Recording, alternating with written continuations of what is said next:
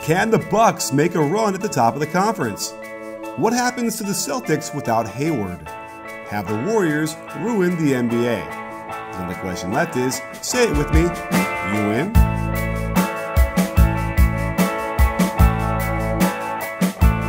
Hey sports fans, Coach Nick here, and welcome to the B-Ball Breakdown Podcast. I am pleased to bring on the show today Tim Bontemps, who is a national NBA writer for the Washington Post and has been around for a long time covering the ins and outs of the NBA. So, Tim, I can't wait to get up and start talking about some NBA stuff with you. Hey, man, I'm really happy to be on with you, Nick, and you obviously been killing it with the with the breakdowns for a while now. So I'm thrilled to be on the pod, and thanks for having me. Hey, my pleasure. I mean, listen, there's nothing like toiling away by yourself in a room for hours and hours staring at footage, right? So listen, I give you. We've only met once or twice in person, so I haven't really said this to you, but I give you a ton of credit for the work you do for just that reason. It's really hard. Like, it is hard to sit by yourself and grind through videos and like explainers and do that kind of stuff. So I give you a lot of credit. And part of the reason I enjoy this job so much is that I'm not by myself a lot. I mean, obviously writing, the art of actually writing the stories that I write, it can be, you're sitting in a room by yourself and you got to grind through it. But a lot of my job is, essentially just talking to people. And talking to people about basketball, which I really enjoy. Obviously you're doing that too, but a lot of the stuff that you're doing is it's a lot of individual on the computer, on the video, walking people through stuff, and that's tough to do. So I give you a lot of credit for doing that. Thank you. I mean, for sure, it's people always ask me, wow, like you must be going all the games, and it's like, you know what? I much prefer to be in my studio where I can jump back 10 seconds and look at the play right away. I don't know about you, but like I've done interviews pre-game, and they're like way too intense. No one wants to do them. They're all like psyched for the game, and then after the game, all they want to do is get the hell out of there. So I don't know. Like I much prefer like maybe the shoot arounds where they're a lot more like relaxed. You can get some better stuff. Would you agree with that? Yeah, I mean it depends, right, on what part of the job I'm doing. Like obviously for your stuff, I totally agree. I mean it's hard. It's always going to be very hard to get kind of into intricate, detailed stuff at a pre or post game session, unless you're asking about a specific play that happened in a game you want a guy to talk about. Just because, like you said, the setting is different. Like obviously on Tuesday, if I'm at like when I was at Cavs Celtics, you're writing about everything that's going on with Kyrie that night, at least before the Gordon Hayward injury. Obviously your goals are a little different, but yeah, like I'm in Milwaukee today. I talked to Giannis' head of football practice, and we're going to talk about that later. And like, yeah, if you get a guy on a practice day or at a shoot around and you get some time with them, everybody is a lot more relaxed because you're not thinking necessarily about the game right then. You kind of just get a workout in, you're hanging out. So yeah, if you want some extra time with somebody to try to get into some, in-depth topics of any kind, if you can get, that shoot around access or a practice access, it gives you a chance to really, get a chance to kind of talk to somebody in a more relaxed setting than you would if they're thinking about getting ready for a game or they're either coming off of winning a game or losing one. For sure. Well, speaking of that, it's a good segue to talk a little bit about Giannis because certainly I don't know if I was on an island, but I know I got some strange looks across Twitter when I was saying that the Bucks could be third in the conference. Why not jump over perhaps Toronto or Washington and take that spot? And so you're hanging around there today. What's the feeling out there? What do you think about that? Is that crazy? I would have said the Bucks could finish ahead of the Celtics. I even before the Gordon Hayward injury, I was skeptical that the Celtics are going to put things together fast enough to be a top 3 seed in the East. I mean, you know as well as anybody from being a coach, it takes a while to put a bunch of new pieces together, and I think people had underrated just how much the Celtics had turned over their roster. I mean, they had 4 new starters this year. They had, I think, 9 or 10 or maybe 11 new players on the. I mean, they just had a ton of new pieces to fit in, and on top of that, they also really thinned out their roster. I mean, they were going to come into the season relying on a 19-year-old and Jason Tatum, a 20-year-old and Jaylen Brown. They were going to need guys like Semi Ojeleye to give him some minutes. Maybe Daniel Tice was going to have to play some because they really only have Aaron Baines and Al Horford as true bigs. They're going to need Terry Rozier to give him big minutes as a backup point guard, and that's before Kyrie potentially misses any time, like he probably will. So you start to add that stuff together. I thought they were going to take a step back, but to get back to your question about the Bucks, the Bucks have some issues, but they've got Giannis, and I think anybody that wants to go all in on Giannis is making a smart bet. I mean, as a 6'11" guy with hands as big as my torso, I think. I mean, he can make plays and do things athletically that really only LeBron can do. And he in a way, only really like LeBron can he kind of impact the game in every single facet. Even a guy like Kevin Durant, for as good as Durant is, he doesn't have the same kind of like explosive ability to destroy a game the way Giannis can. And I mean, you saw that last night. We're talking Thursday. You saw that Wednesday in the game in Boston. I mean, he had 37 and 13. And even when I talked to him today, he was like, "Yeah, I could have played better. I made a couple mistakes. I could have been smarter here and there." And the guy had 37 and 13, I think, and 3 and 3. I mean, he can put up numbers that nobody else can. So yeah, I think that the Bucks can certainly be in the mix for the 3rd seed. I think now with Boston to be out of the picture for a top 4 seed, I think Washington's the pretty clear favorite to be number 2. But I think that, to me, if you have to pick a team out of the Bucks, the Raptors, the Celtics, the Pistons, and the Heat, maybe even the Hornets and Sixers, I mean, to me, I think if you want to say Giannis is going to carry these guys to high 40s, low 50s and get them that 3rd seed, I certainly think that's a good bet to me. Yeah. Now, here's the thing, though. I think that people are writing off the Celtics. I know they're 0-2 now, and they have to they're reeling about with the loss of Hayward. But I don't know. I got to tell you, when you watch these young guys, they're good and they're going to be better. I mean, Jaylen Brown to me is already a guy who is going to be ready to step up, and Tatum looks like he's got, he just needs about 20 games under his belt. So, you know what I mean? I almost feel like they still have enough pieces to really do some damage.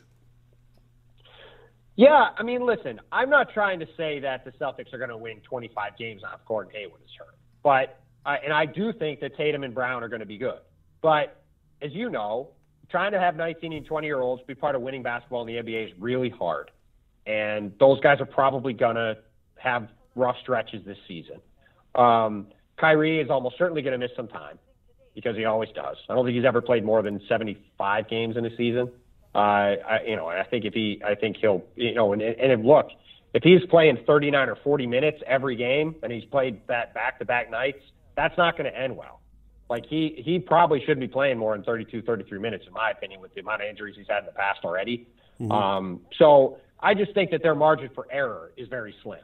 Like if you told me that Kyrie was playing 80 games and Horford was playing 80 games and Brown and Tatum play like this all season, then yeah, they could maybe hang around that 3, 4, 5 area. But I just think it's more likely that some of those young guys have periods of regression and Kyrie misses 10 or 15 games, and they probably settle in more as like a 6 seed or a 7 seed. Okay. Well, I just think, if you just look at their roster, they're just not very deep. Yeah. And if you take away, I think most people agreed that the 55 win projection for them in the over/under was pretty aggressive, right? Oh, with Hayward though? No. Well, with him, I think people thought, if you're a 48 win team last year and you add Kyrie and Hayward, I thought 55 was aggressive. But let's say they're a true 53 to 55 win team. Okay. I think Gordon Hayward's an 8 to 10 win player. So that drops you from there to 40 to 45 wins. Yeah. And if you're a 45 win team, you're probably a 5 or 6 or 7 seed, I would say. Yeah. Okay. That's I'm much more in the irrationally exuberant part of my season, so I could see what you mean. That's true. We'll have to find out. I suppose. I also was down more on Boston, I think, than most people were to begin with. So, right. I think that also should be factored in. But I just think Gordon Hayward, I thought, was their best player. I mean, I think he's a better player than Kyrie Irving. So if you lose your best player and you're a team that didn't have a ton of depth as it was, it's just hard to come back from that. So and they have a terrific coach in Brad Stevens. He'll get the most out of that roster. Mm-hmm. But I thought it was going to take them a while to gel just to fit all these new pieces in. But now, you got Abdel Nader playing right off the bench last night. You got Daniel Tice and Semi Ojeleye playing big minutes. Like they just have a lot of work to do to figure out what the rotation's even going to look like now. Because this, it's like you spend all the last 4 months, kind of planning, okay, we're going to have this team built around Gordon. And then you get Kyrie. It's like, okay, we got 2 months to figure out how we're going to play Kyrie and Gordon together and make this work. And then 5 minutes into the season, every plan you had gets thrown out the window. And that's just really hard to come back from. And it's tough too, because as you know, once you get into the NBA season, even when you have a young team like they do, you're not practicing that much. Mm-hmm. You're playing generally every other day. You can get some work in on the off days, but it's hard. So, it's going to be a lot for them to deal with. So I still think they're going to be good. I think they'll probably make the playoffs. Assuming everybody's healthy, they will make the playoffs. And they could be a real tough out for somebody in the first round. But I just think there's going to be some real growing pains for them, both with those young guys and trying to figure out what they actually are now that they don't have Gordon anymore.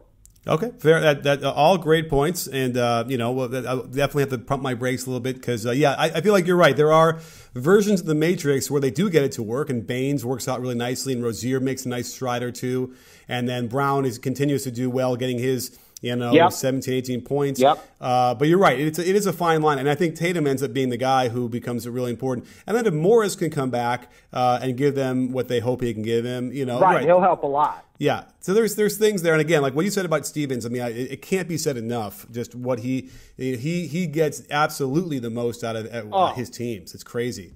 He's such a good coach. Yeah. Such a good coach. I mean, I remember I covered him in the NCAA tournament in 2011, the year after Gordon left, when they went back to the Final Four.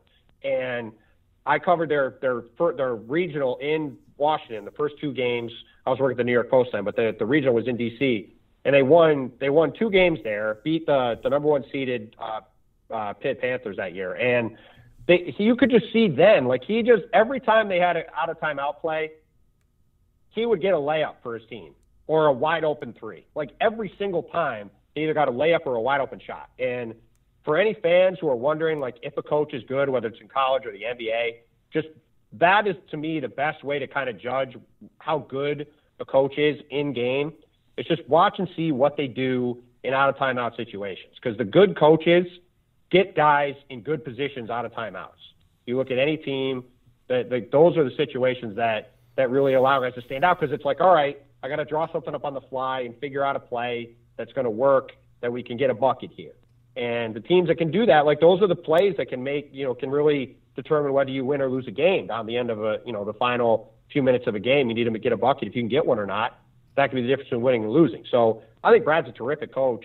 And look, I agree too that to me, Brown and Tatum are the swing guys. If those guys are immediately legit and Jaylen Brown becomes a most improved candidate and Jason Tatum is an arguable Rookie of the Year candidate, and they're really, really good, then I could look wrong, and maybe they win the high 40s and still get a top 4 seed. Yeah. I'm just being more conservative on it and thinking that they're probably going to take some time. But look, if Gordon can come back healthy, obviously you never want him to get hurt, and hopefully he is coming back and be totally fine. But it could be a blessing in disguise long term for the Celtics if he is able to come back and be okay, because if you give Tatum and Brown just free reign here for the next 6 months, it's going to be pretty good for their development. And long term, you could end up, looking at a team that's much deeper than maybe it would have been if they had Gordon out there being, the all-star he was going to be this season. For sure. And, I'm always stressing to coaches about the out-of-bounds plays, out-of-timeout plays and out-of-bounds plays, because usually in a season, at probably every level, they spend, a couple minutes, here's a couple plays you want to run. They don't really focus on it, when in fact, you can you can get eight points a game out of that if you run them right, and that's the difference between winning and losing. And the thing that's interesting about this is that, the play that Hayward got hurt was an out-of-timeout play that Stevens drew up, another beauty of a play. I don't mean that, unfortunately, that gets lost where they set a cross screen with Horford for Hayward. It gets Crowder completely out of position, and he backdoors, and that was definitely the call. Like, fake that way and cut backdoor. Now, the interesting thing is that the only other guy on the court that was smart enough to be able to read that is LeBron James. And I would argue that, like, if he hadn't done that, like, Hayward isn't hurt, because that was sort of the end of the collision there that LeBron has up on top to him that got him so out of position to fall. And you know what I mean? It's almost like it was kind of crazy. Most other players, if they're playing any other team in the league, to your point, if they're playing any other team in the league, maybe except for maybe Golden State with a guy like Draymond Green out there, but like virtually any other team in the league, that's a dunk, right? And like nobody even sees it coming.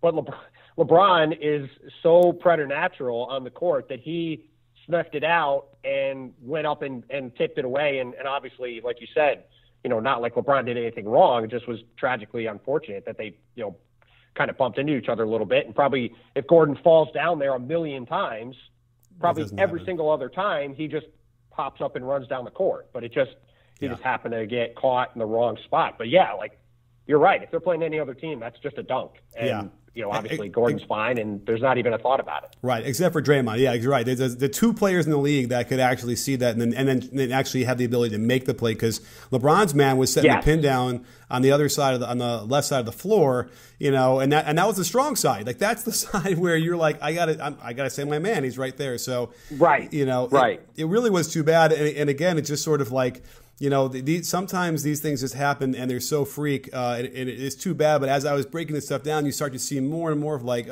if he just wasn't so good at reading that, or something. You are 100% right. It is incredible that, for a guy, for all the things that people talk about LeBron, that's not one they talk about enough. Mm-hmm. It's just how unbelievably smart he is on a basketball court, and off it too, when you see how he conducts himself. But it just like his ability to see stuff as it happens, and that, to circle back to Giannis, that's the thing that's, to me, like, you see him growing in that kind of way every year too, and it's going to be so much fun to watch him for the next decade or so, because people forget the guy is 22 years old. He's going to be 23 in December. Like it's unbelievable how young and good this guy is. And to me, it's just the sky is the absolute limit for him. So it's going to be very fun to watch him grow. Absolutely. Now, let me ask you this. You were in Detroit before you were in Milwaukee, right? Yeah, I was in Detroit for Pistons Hornets for their opener last night before driving out here.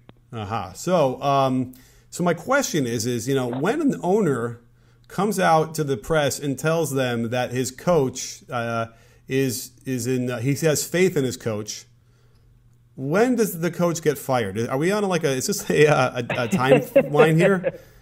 Right? Isn't that how it happens?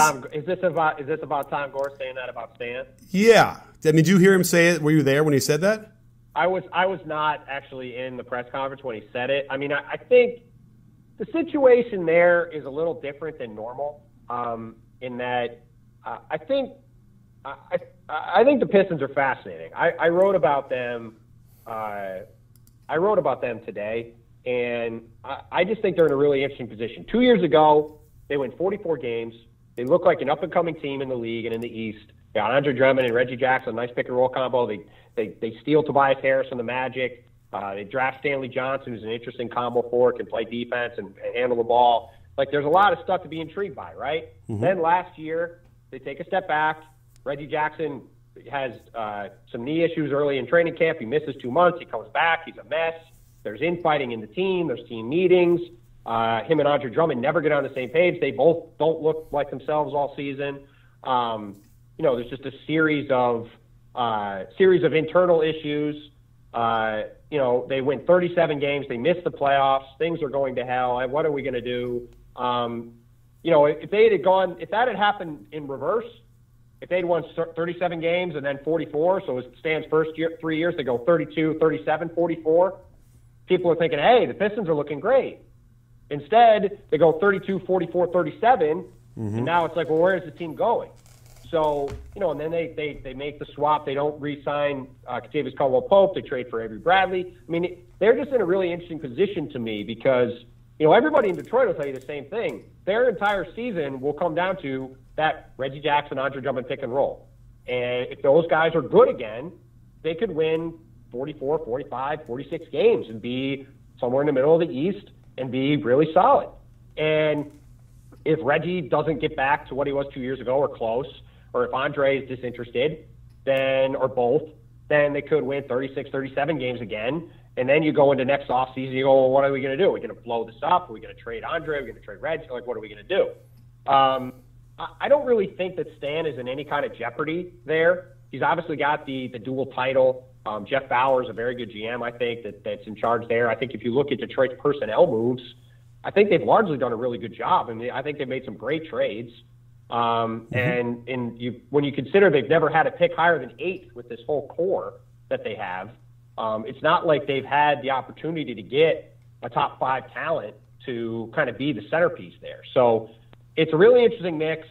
I actually think they're going to be okay. I watched them last night. Reggie and Andre looked really good.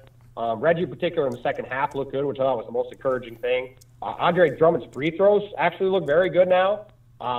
He looks like a light has gone on. I mean, he wasn't pinging them off the backboard anymore. They look like, a normal free throw shooter shooting them.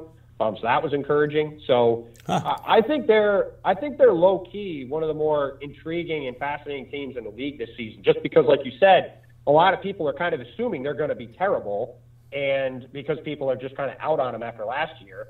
And then does that mean Stan gets his president title stripped? Does that mean they clean house? Does that mean they trade everybody? Like, what are they going to do? And so I am really curious to see how things play out. But I'm actually kind of bullish on them, and I think they're going to wind up being okay this season. Wow, definitely a forgotten team in the East, as is everybody in the East who was not playing in Cleveland, apparently, or maybe Boston. I think you can argue they're one of the most irrelevant teams in the league coming into the season. Like, who was talking about the Pistons? Yeah. Nobody, right?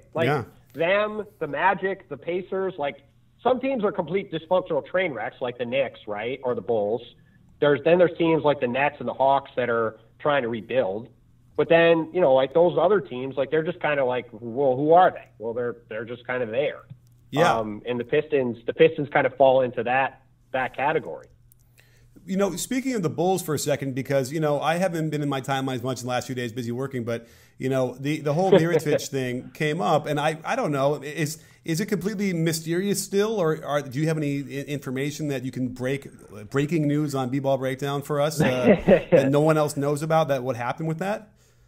Well, it's been pretty well discussed, so I don't know if I have any inside information that nobody knows about. But, look, these were two guys who have had issues for a while, who were getting into it in practice. And, you've been in plenty of practices. Guys get into it at practice. It's just kind of the way all sports work. And I think this just happened to be one of those situations where guys got into it, and it just so happened to go a step too far. And, Bobby Portis takes a swing at Mirotić and catches him in the right spot. And then it's, from all indications, it's a 2-hit fight. The guy his hand hits his face and his face hits the floor. And he obviously suffers some unfortunate injuries and is going to be out for a couple of months. And, it's just a very bizarre situation, because I think anybody who's been around sports knows that this kind of thing happens a lot.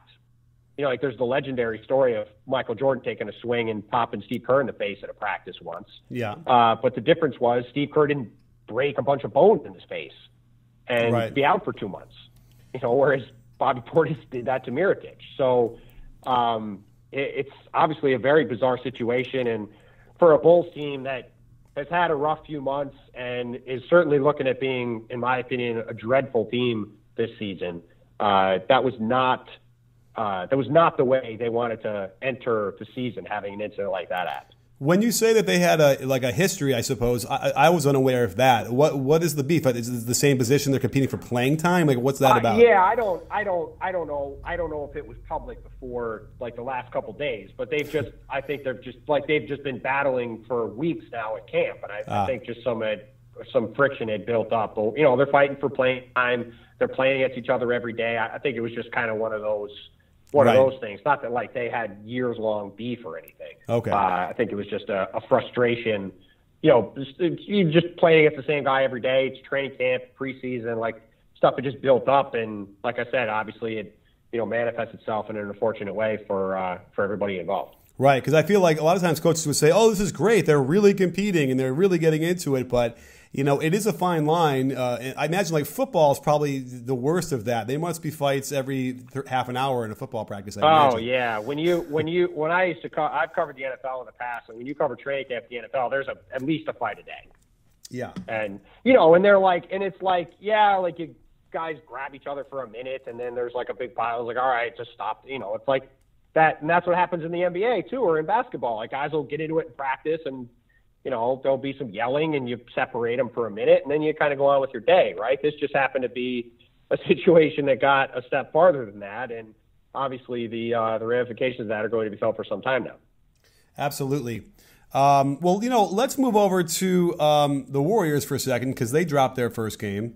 I suspect you had a chance to see that. I did. What are your thoughts about that? And are we going to all get on the Kerr, bandwagon of the weird lineups that he keeps throwing out there, and what's motivating him to do that?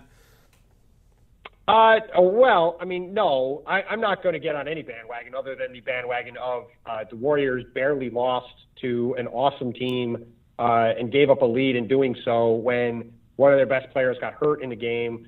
Another key rotation player didn't play in the game, and they were all out of shape. So I think they're going to be just fine. I think Steve Kerr was playing weird rotations because his guys are out of gas and out of shape because they haven't really practiced in a month. They went to China and practiced twice. They came back and then basically practiced for 2 days. They took one day off. The next day they came in. They're like, well, we can't even do anything today. Our guys are worthless. So, I think they're in a situation where they don't care about the regular season at all. And even still, you look at how that game went, they were the better team for the majority of the game anyway. And, just kind of let it slip late. And that was with, having conditioning issues and still trying to figure out rotations and still trying to get guys into the right conditioning. So yeah, and Steph Curry. I don't really take anything. Yeah, like Steph was in foul trouble too, and it was. You're right. You know what? Right. Yes. Right. Yeah. Steph was in foul trouble, and that screwed the rotation up too. I mean, look, last year they lost to the Spurs by 40 points at home in the opener, and people were saying, "Oh, Steph's going to leave, and Kevin's going to leave, and this isn't going to work, and there's going to be." And they won. I think they went 5-4 in their first 9 games, or 5-3 or something, and then they won 67 games. Mm-hmm.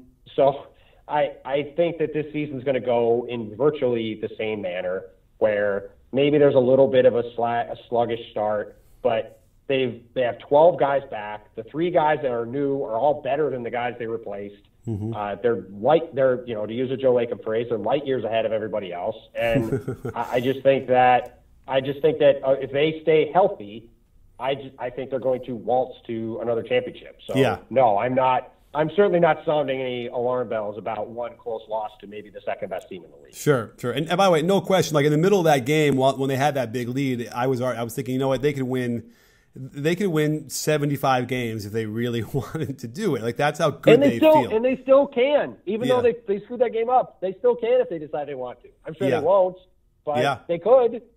Yeah. I mean, they're that much better than everybody else. It's scary. It is scary, and you know what? Would you consider this a team? I know they signed KD, and then I know they traded for Iggy, but they kind of did this for the draft with Curry and Clay and Draymond. Is this what Michael Jordan's complaining about when they're talking about super teams? Because it feels like a lot of it was grassroots built. I mean, I think Michael Jordan was just being grumpy, honestly. Okay. Look, I've said this. I was talking to Michael Wilbon about this the other day at the game. If Michael Jordan could have gone and teamed up with Charles Barkley and Patrick Ewing in 1991 or 1990 before he won anything, do you think he would have done that? I think he would have done that.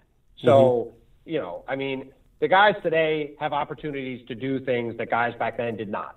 The contract situations are far different. Guys have far more ability to be in charge of their own destiny than they did back then, in part because of guys like Michael and what they did for the sport in terms of elevating it to another level financially. But, yeah, I just think that he can be grumpy and say, yeah, back in my day, guys wouldn't team up, but guys also didn't have the chance to really team up before. Mm-hmm.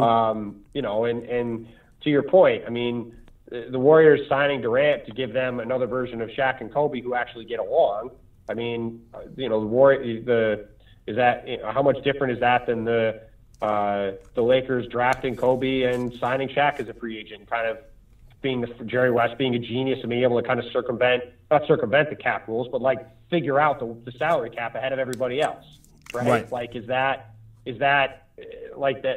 what's the real difference there? It just so happened that they came at different eras, but it's still, or with the Heat, kind of making everything work to get LeBron, Wade, and Chris Bosh there. Like, It's all the same stuff. Like, if you manage your team properly, whether it's drafting guys or signing guys or trading for guys, you've got a chance to maybe contend for a title. So, right. I can understand why people are frustrated by the Warriors being so good and having everything kind of fall into place with the cap and the cap spike and Steph being hurt early. So, like, they got very lucky, but you have to be lucky to be good. And, at some point you just have to kind of sit back and go, all right, well, this is the way it is now for a while. And, I don't think the NBA has ever been in a better place personally. Yeah. So I think, for people might want to be frustrated about how good Golden State is, but there's a hell of a lot of fun teams to watch. And even if Golden State is the best team for a couple of years, I don't see the interest in the NBA going away anytime soon.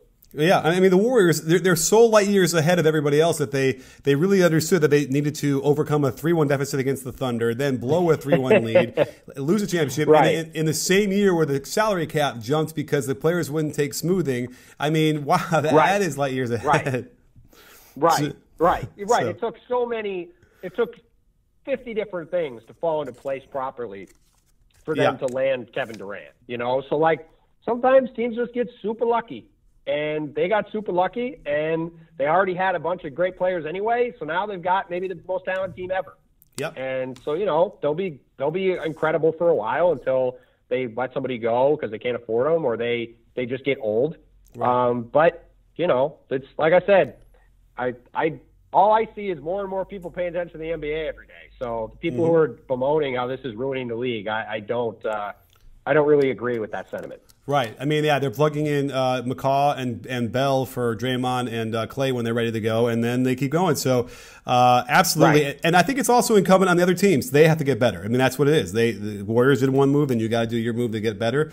And we'll have to kind of see it. So, what made me happy about this summer is you saw a lot of teams taking swings. Like, there were a lot of people saying, oh, yeah, teams should just tank and trade guys and try to lose. And I give all these teams credit. Houston, Oklahoma City, Minnesota, great. Boston, go for it. Make a big move. Try to get better. Who knows? If Zaza Pachulia hits Kevin Durant 1 inch higher on his leg last year, his season's over. Yep. And I'm not obviously trying to say it'd be great for the league if there's an injury for the Warriors, but look what happened with Gordon Hayward, right? It's not crazy things can happen. Guys can get hurt.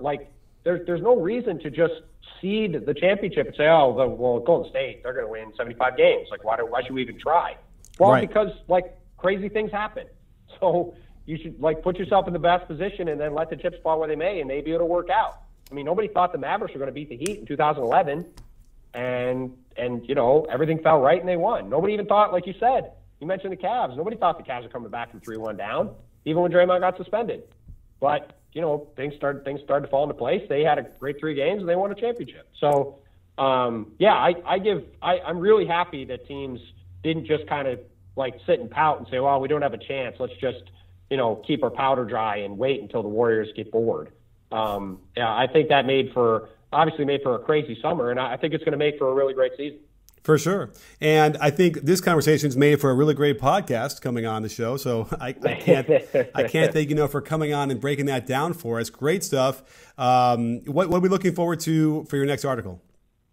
If this is coming out Friday morning, I'll have a big column up on the Greek Freak. I talked to Giannis for a long time today about whether he can win MVP this year or if he's ready to kind of chase that kind of expectation, which he says he is.